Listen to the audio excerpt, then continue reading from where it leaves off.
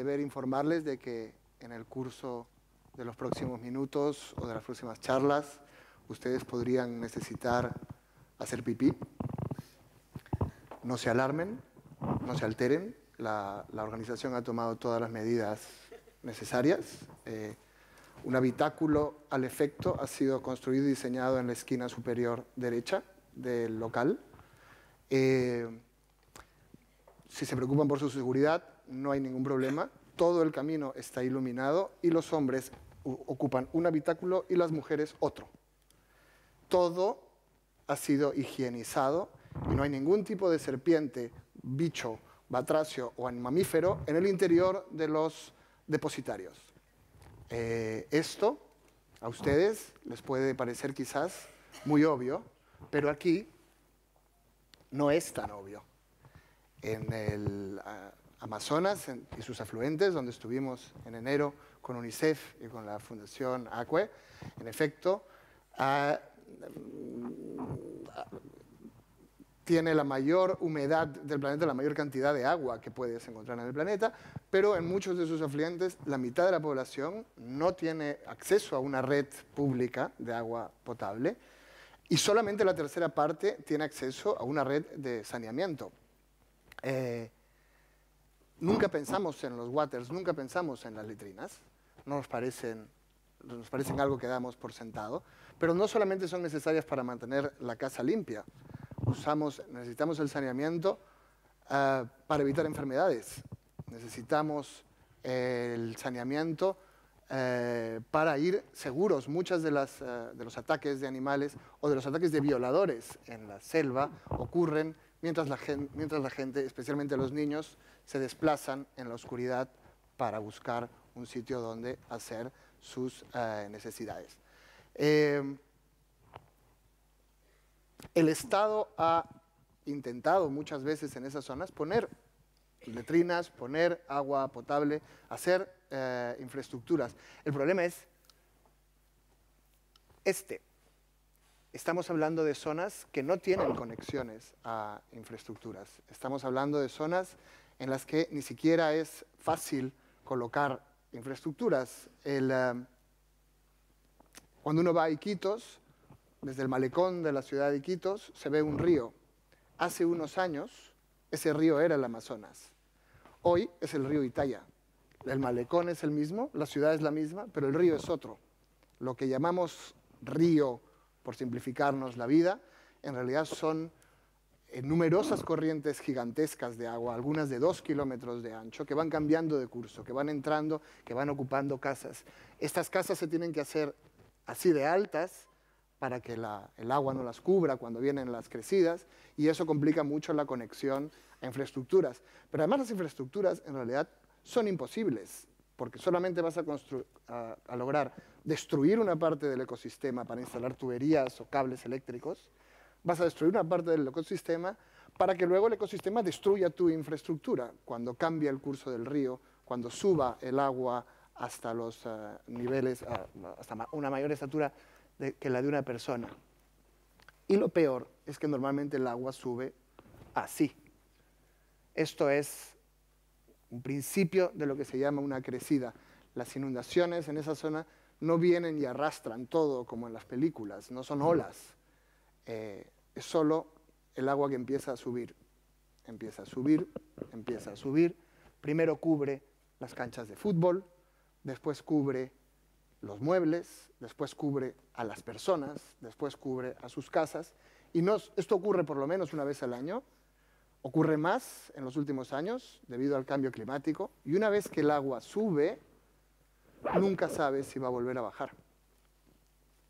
El Estado peruano ha puesto, e incluso ONGs como Ingenieros Sin Fronteras, han puesto waters, letrinas, sistemas de saneamiento en muchos de estos pueblos a lo largo de décadas.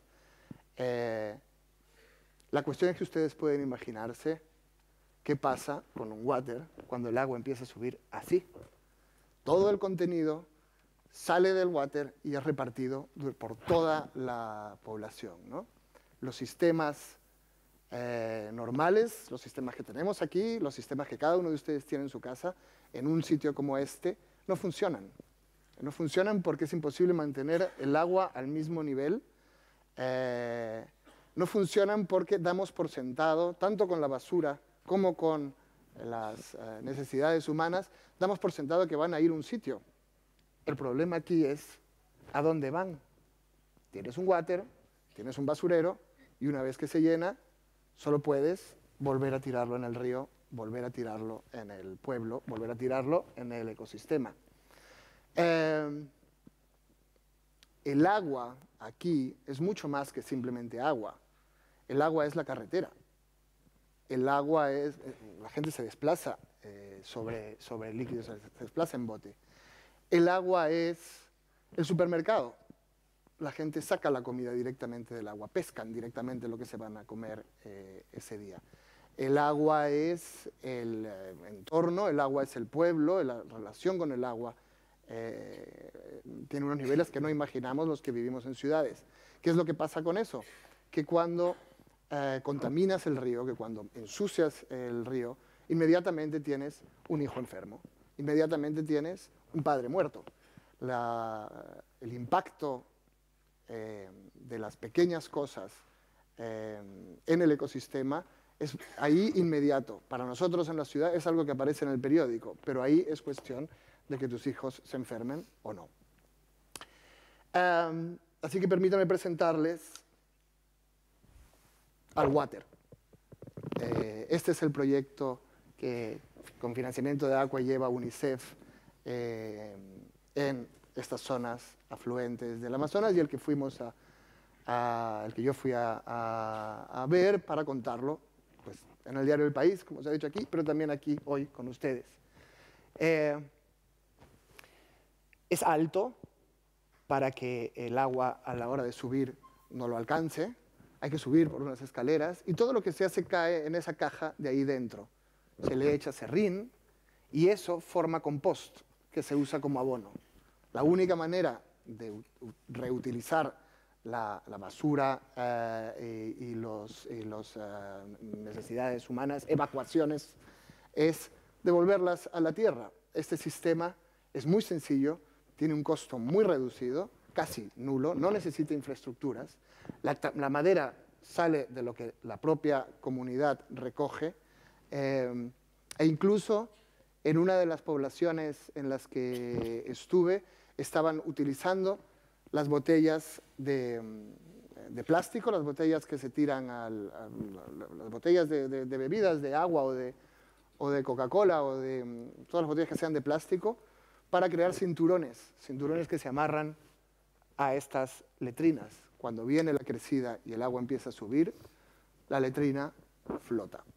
Cuando el agua vuelve a descender, la letrina vuelve a su sitio y no tiene ningún tipo de impacto sanitario contra la salud o contra el medio ambiente.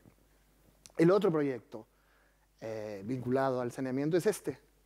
No solamente necesitamos, cuando pensamos en el agua, pensamos solamente en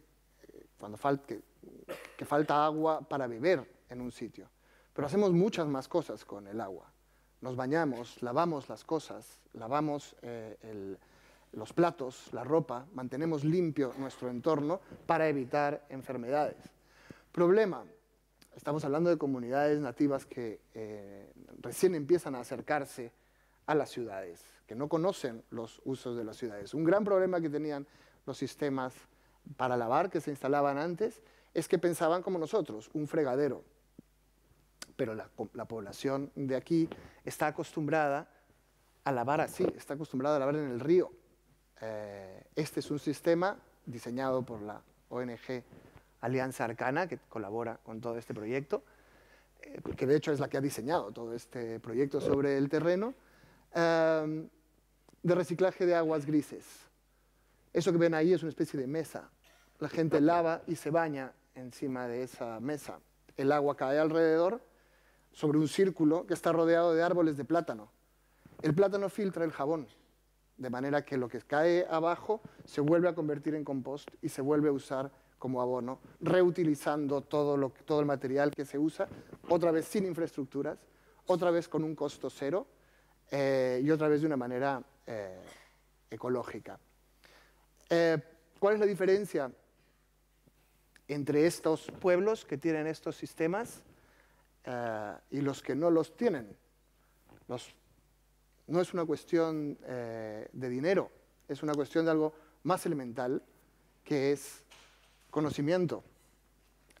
Estos sistemas, la diferencia entre la gente que tiene agua y la gente que no la tiene, y que tiene saneamiento y no la tiene en estas zonas, es una diferencia de dignidad humana. El que no la tiene no vive con dignidad. Tiene problemas graves que podría ahorrar. El que sí las tiene, tiene un nivel de dignidad y de calidad de vida mucho mayor. La cuestión es que no cuesta más. La verdadera revolución para llevar estos servicios básicos a esta gente tiene que ver con el conocimiento, que es algo que ya se ha dicho aquí algunas veces, y con compartir conocimiento.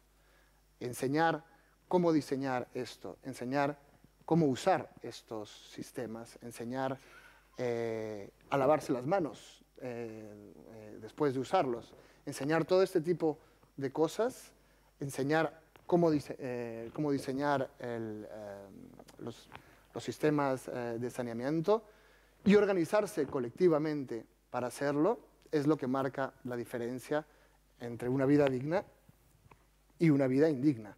Y esto no depende tanto del dinero como de la formación, de la capacidad de llevar ideas a estas zonas, de compartir ideas, de entregar ideas a la población de estas zonas, pero también de escucharlas y de escuchar cuáles son sus necesidades y de saber qué es lo que pasa con un water normal cuando hay una crecida de río y de saber qué es lo que realmente necesitan. Me interesa este proyecto más allá del Amazonas porque mucha gente hoy en el mundo se pregunta cómo vivir así, cómo vivir encajados dentro de nuestro entorno ecológico y no destruyéndolo, cómo vivir sin estar esclavizados por las necesidades económicas, cómo tener dignidad sin que esto requiera la ruina económica o la destrucción del ecosistema. A veces los mejores ejemplos para los grandes problemas de la humanidad están en estos pequeños lugares y en estas pequeñas cosas que hacemos todos los días, pero en las que no pensamos casi nunca. Muchas gracias.